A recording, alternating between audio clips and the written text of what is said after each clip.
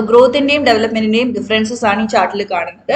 ഒന്നാമെന്ന് പറഞ്ഞാൽ നമുക്കറിയാം ഡെഫിനിഷനിൽ വരുന്ന ഡിഫറൻസ് എന്താണ്. ഗ്രോത്ത് എന്ന് പറയുന്നത് ഒരു ഫിസിക്കൽ ചേഞ്ചിനെയാണ് നമ്മൾ പറയുന്നത്. ഫിസിക്കൽ ചേഞ്ച് എന്ന് പറയുമ്പോൾ എന്താണ്, ഒന്നെങ്കിൽ ഹൈറ്റ് ഇൻക്രീസ് ചെയ്യുക, അല്ലെങ്കിൽ വെയിറ്റ് ഇൻക്രീസ് ചെയ്യുക, ഇതെല്ലാം എന്താണ് ഗ്രോത്തിൽ പെടുന്നതാണ്. നെയില് വളർന്നു എന്ന് നമ്മൾ പറയില്ലേ, നഖം വളർന്നു എന്ന് പറയുന്നു. നഖം വളർന്നു, ഗ്രോത്ത് എന്ന് പറഞ്ഞാൽ എന്താ, വളരുക.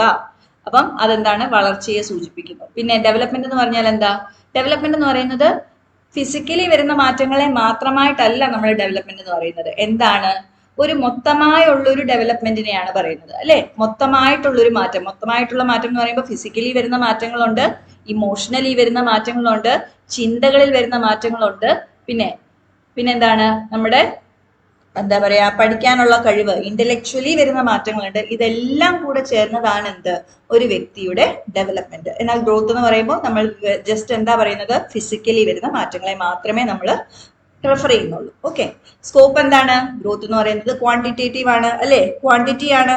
120 സെന്റിമീറ്ററിൽ നിന്ന് 130 സെന്റിമീറ്റർ ഹൈറ്റ് വന്നു അല്ലെ, ഹൈറ്റ് കൂടി എന്ന് പറയുമ്പോൾ എന്താണ്, ക്വാണ്ടിറ്റി ആയിട്ടാണ് നമ്മൾ പറയുന്നത്. 120, 130. എന്നാൽ നമുക്ക് ഡെവലപ്മെന്റിനെ ക്വാണ്ടിറ്റേറ്റീവ് ആയിട്ട് പറയാൻ പറ്റുമോ, ഇല്ല. ഡെവലപ്മെന്റ് എന്ന് പറയുന്നത് എന്താണ്, ക്വാണ്ടിറ്റി മാത്രമല്ല ക്വാളിറ്റിയും കൂടെയാണ് അല്ലെ.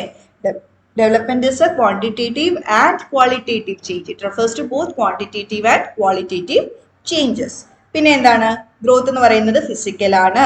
ബോഡിയിൽ വരുന്ന വിസിബിൾ ആയിട്ടുള്ള ചേഞ്ചസിനെ ആണ് നമ്മൾ യൂഷ്വലി ഗ്രോത്ത് എന്ന് പറയുന്നത്. വിസിബിൾ എന്ന് പറയുമ്പം നമ്മൾ ഇന്റേണൽ ഓർഗൻസിന്റെ ഗ്രോത്തിനെയും ഗ്രോത്തിൽ തന്നെയാണ് ഇൻക്ലൂഡ് ചെയ്യുന്നത്. ഓക്കെ, എന്നാൽ ഡെവലപ്മെന്റ് എന്ന് പറയുന്നത് എന്താണ്, സൈക്കോളജിക്കൽ ഗ്രോത്ത് ആണ്, ഇമോഷണൽ ഗ്രോത്ത് ആണ്, സോഷ്യൽ ഗ്രോത്ത് ആണ്, ഇന്റലക്ച്വൽ ഗ്രോത്ത് ആണ്. ഇതിന്റെ എല്ലാം ഈ ഒരു എല്ലാ ഡൊമെയിൻസിലും വരുന്ന ഗ്രോത്തിനെ ടുഗെദർ ആണ് നമ്മൾ എന്ത് പറയുന്നത്, ഡെവലപ്മെന്റ് എന്ന് പറയുന്നത്.